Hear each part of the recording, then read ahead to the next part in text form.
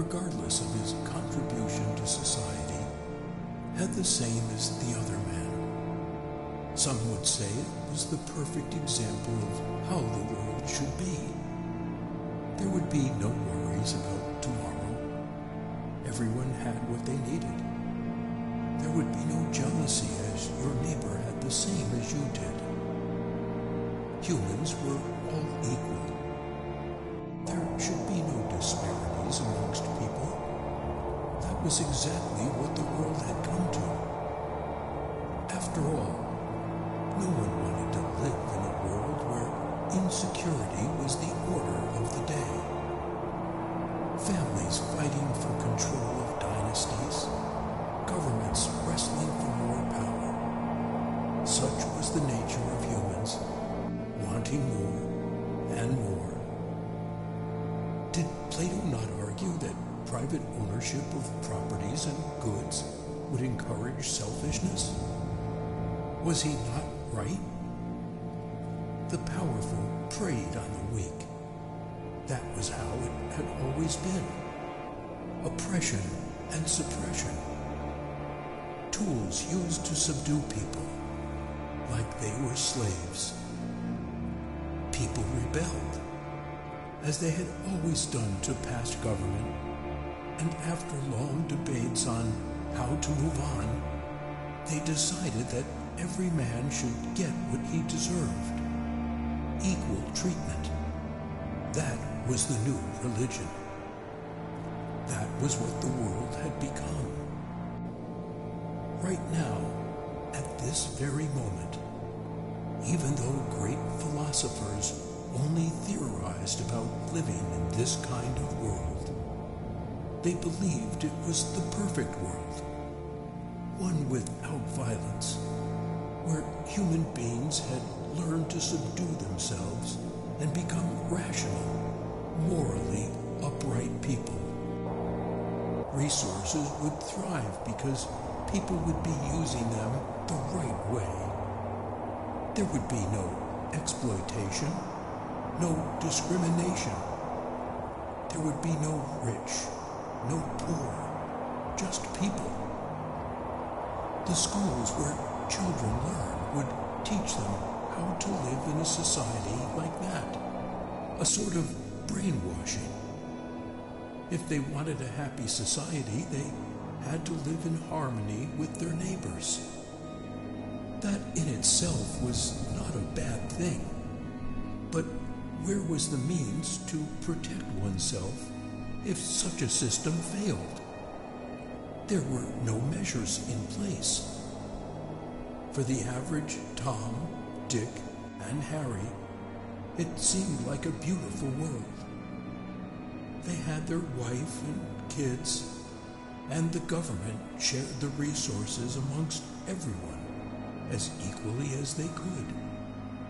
Who knew the world could be so peaceful? Digging deeper into this perfect glass ball the world was shaping out to be, there were some cracks that no one wanted to notice. Blissful ignorance. If it wasn't seen, it wasn't real. There were the optimists, those who clung tightly to hope that everyone could live in harmony. People didn't always have to live in chaos. The old world was plagued with wars, suicides, insecurity, and all different vices. People suffered under the tyranny of leaders and powerful men alike. Humans had gotten here already, meaning that everything could be even better. When there was cooperation, there was little that could not be achieved. That was how the Tower of Babel was built, right? Great buildings rose up, beautiful structures got erected, and the cities were pleasant to the eye. Most houses had the same structure and size, treating everyone as equally as possible.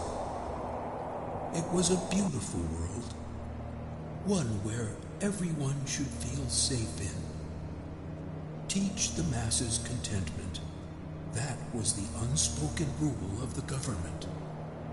They had to present a united front. Together they abolished the concept of money. What determined what a person got was their worth to the society. It was an almost fail-safe form of ruling.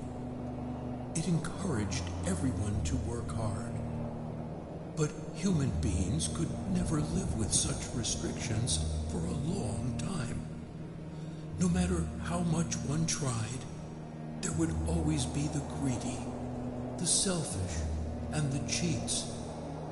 Those kind of people would find their way of lives unappealing and look for ways to get more than they deserved. Crooks have been in existence since the dawn of time. They were always the ones responsible behind any government's upturning. They would look at equality and scoff, not wanting to be at the same level as anyone else. They saw the cracks in the seemingly perfect world and decided that the only way to fix the cracks was to shatter the glass ball and rebuild it from scratch. They wanted to seize control, and they wouldn't rest until they got it. Their beliefs would be that people shouldn't live in a cage. Everyone should be able to control their own lives and get whatever they wanted, even if it meant cheating others. People should be able to choose whether they wanted to be good or bad. They would band together and overthrow the government. Everything that good men and women worked hard to achieve would eventually be destroyed. Whose fault would that be? Perhaps one could attribute it to the rotten nature of humans that some gave into. At first, the government might try to reason with them, thinking there could be a way out, as it usually was. Surely, they would have had multiple attempts by the people to overthrow them or cause unrest.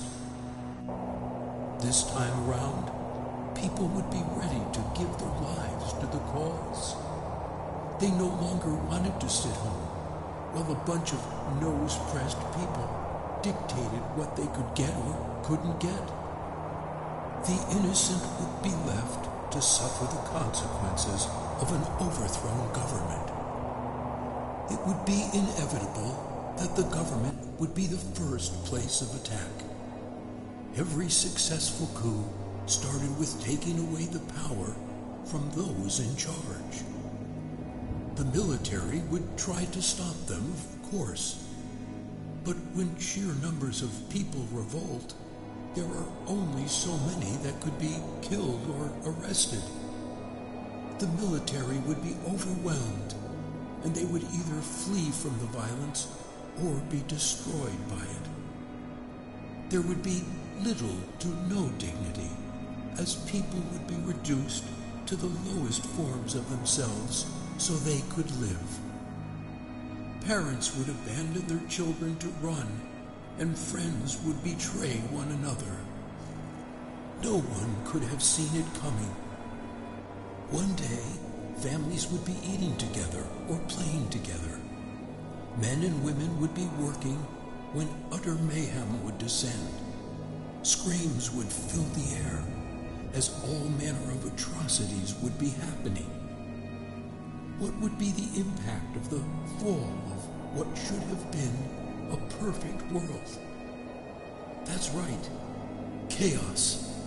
In a world where no one dictated what was right or wrong, and people could get away with anything, chaos would reign. It only showed that humans could not function as reasonable, morally upright individuals without the punishment-reward system.